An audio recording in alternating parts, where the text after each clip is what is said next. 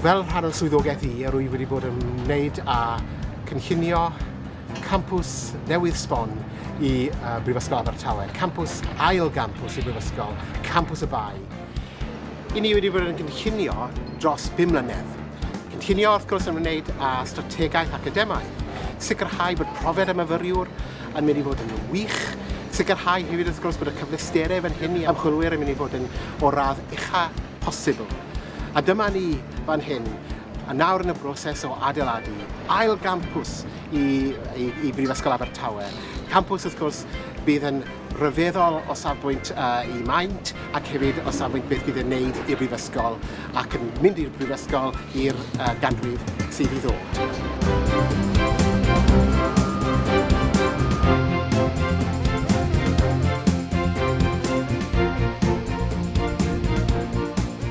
Beth ni'n creu fan hyn yw cymuned.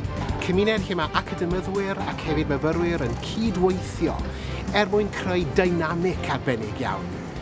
Ond wrth i ni greu campws fan hyn, a mae campws i ddod yn rhan o brofiad Prifysgol Abertawe am dros hanner canrif, i ni wedi cydleoli fan hyn ar y campws diwydiant. Diwydiant sydd yn ymwneud â gwybodaeth dwys. A mae hwnna, wrth gwrs, yn effeithiol iawn, yn gyntaf a safbwynt ymchwil, ond mwy na hynny, wrth gwrs, mae'n helpu hybu dysgu. Dysgu arloesol, o blygu mae yna bobl fan hyn ar blaen i disgyblaeth. Wrth bod ni'n creu campws, oedd e'n hynod o bwysig bod ni'n dewis pensaernïaeth iawn.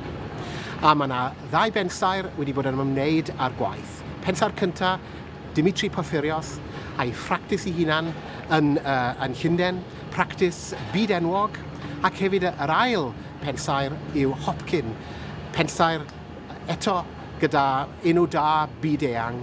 Yr un pensaer oedd yn ymwneud â adeilad velodrom yn Gemau Olympaidd 2012.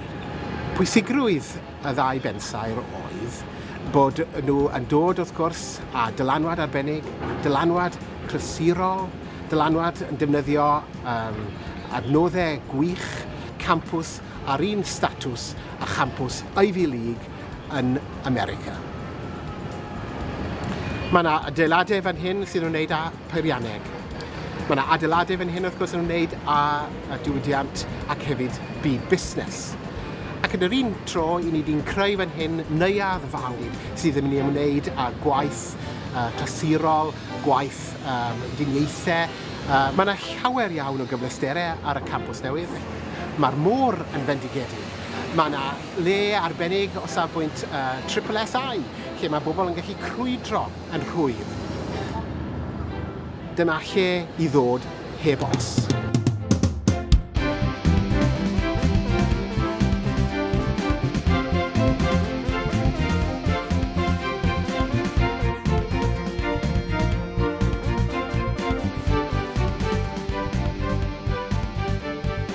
Nawr, wrth gwrs, ni ar y ffordd i ni'n adeiladu'r campws newydd bydd ar agor amser hyn blwyddyn nesaf, sef Medi 2015.